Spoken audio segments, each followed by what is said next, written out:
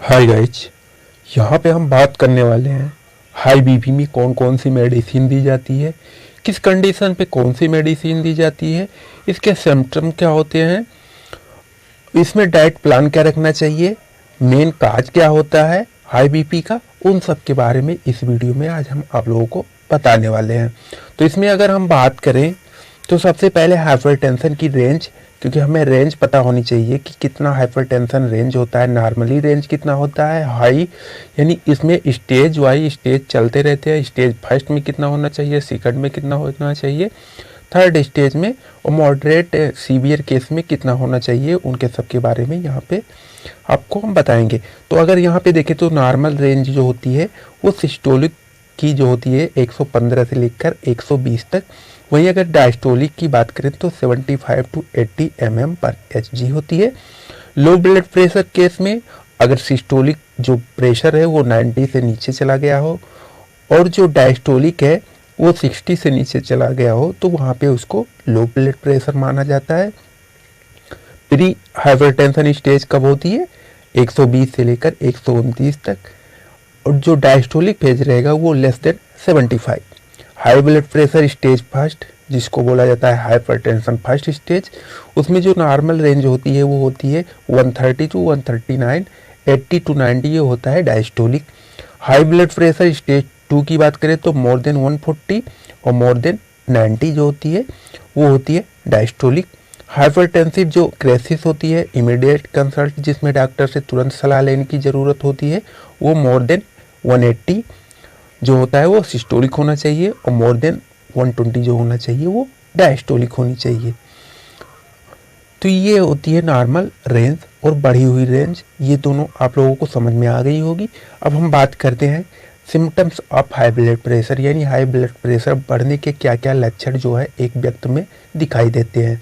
तो सबसे पहले बात करें तो सीवियर हेडेक, यानी उसमें अचानक से तेज सर दर्द होने लगेगा, नोज ब्लीडिंग नाक से खून आने लगेगा, कन्फ्यूजन वो बंदा कन्फ्यूज रहने लगेगा, विजन प्रॉब्लम उसको देखने में समस्या होने लगेगी, चेस्ट पेन उसके सीने में पेन होने लगेगा, डिफ़िकल्ट ब्रीदिंग सांस लेने में उसको परेशानी पड़ने लगेगी, इरेगुलर हार्ट बीट उसका हार्ट बीट इरेगुलर हो जाएगा, ब्लड इन यूरिन और यूरिन में उसके ब्लड आना स्टार्ट हो जाएगा।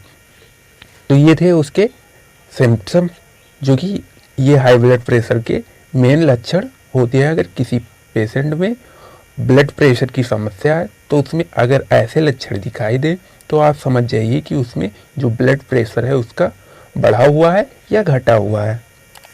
नेक्स्ट की बात करें तो इसमें सबसे पहले जो मेडिसिन हमने रखी है वो है डायूरेटिक्स, क्योंकि ये एंटी हाइपरटेंसिव मेडिसिन होती है। डायूरेटिक्स में सबसे ज़्यादा जो कॉमनली यूज़ किया जाता है वो होता है हाइड्रोक्लोरोथाइजाइड, फॉर्सेमाइड, एंडाफेमाइड और ट्राइमेट्रिन एम्लोरिड, ये होती है ड्रग्स। डायूरेटिक्स काम क्या करती है, जो एक्सेस बेस्ड मटेरियल होता है उसको बॉडी से एलिमिनेट कर देती है, यानी बाहर निकाल देती है, जिससे उस बंदे का जिसका ब्लड प्रेशर हाई हुआ हो उसका ब्लड प्रेशर कम होने लगता है।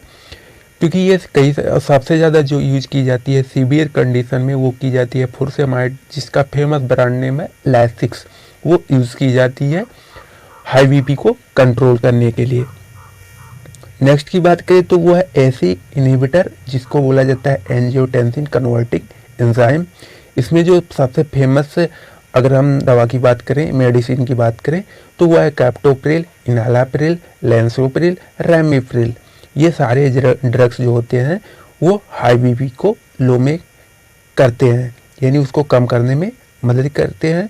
क्योंकि ये क्या करते हैं, सबसे पहले अगर बात करें तो ये जो हमारे ब्लड वेसल होते हैं उनको रिलैक्स करते हैं, जिससे हमारा जो ब्लड प्रेशर होता है वो लो हो जाता है। नेक्स्ट की बात करें तो वो है बीटा ब्लॉकर। इसमें दो कैटेगरी होती है, एक बीटा एनर्जिक ब्लॉकर, एक अल्फा एडर्जिक ब्लॉकर। तो इसमें जो बीटा एडर्जिक ब्लॉकर जो जिसमें प्रोपेनॉल, एटिनॉल, मेटोप्रोलाल जो होते हैं उसको हमने यहाँ पे इनपुट कर रखा है, आप देख सकते हैं एटिनॉल और प्रोपेनॉल टेबलेट। इसमें अगर डोज की बात करें तो इसमें कई सारे डोज अलग अलग होते हैं, 50 mg, 20 mg, 10 mg और 5 mg की टेबलेट आ जाती है। कंडीशन के हिसाब से इन टेबलेटों को दिया जाता है। बीटा ब्लॉकर जो होते हैं वो एक्चुअली क्या करते हैं, अगर हमारे ब्लड प्रेशर जो है वो अगर हमारा ब्लड प्रेशर इंक्रीज हुआ हो तो वहाँ पे ये उसको घटाने में मदद करते हैं, या हमारे जो आई है क्या होता है आई पे भी प्रेशर जनरेट हो जाता है तो उसको भी कम करने में मदद करते हैं। नेक्स्ट कैटेगरी की बात करें तो वो है calcium channel blocker. Calcium channel blocker जिसमें ये ब्लड जो होता है इसमें blood pressure calcium channel blocker जो होती है उसमें एक sodium ion potassium ion pump भी पाया जाता है, लेकिन उसको हम बाद में बताएंगे। इसमें जो मेनली ड्रग्स यूज किए जाते हैं निफेडिपिन, फेलोडिपिन, अम्लोडिपिन, वर्रापमिल और डेल्टेजियम, ये सारे ड्रग्स यूज किए जाते हैं। ये भी ब्लड वेसल को ही रिलैक्स करता है। नेक्स्ट कैटेगरी की बात करें तो वो है वैसोडायलेटर। इसमें वैसोडायलेटर में 2 स्टेज होते हैं, एक एट्रियोलर, दूसरा एट्रियोलर एंड वेंट्रुलर। एट्रियोल की बात करें तो उसमें मिनॉक्सिडिल आता है, हाइड्रोलाजिन आता है, और वहीं पे अगर हम एट्रियोल एंड वेंट्रुलर की बात करें तो सोडियम नाइट्रोपोसाइड आती है। ये क्या काम करते हैं, जो हमारा ब्लड वेसल जो होता है वो यानी पतला रहता है तो उसको ये फुला देते हैं, यानी डायलेट करते हैं, वाइडर कर देते हैं ब्लड, जिससे क्या होता है ब्लड का जो पंप है वो अच्छे से होने लगता है और फिर धीरे धीरे ब्लड प्रेशर जो होती है नॉर्मल होने लगती है। अगर हम इसमें बात करें कि क्या कारण होता है जिससे बीपी हाई हो जाती है, तो उसमें सबसे पहले डाइट में अगर हम हाई इंटेक में साल्ट ले रहे हैं, फैट ले रहे हैं या कोलेस्ट्रॉल ले रहे हैं तो हमारा बीपी जो होगा वो हाई होगा।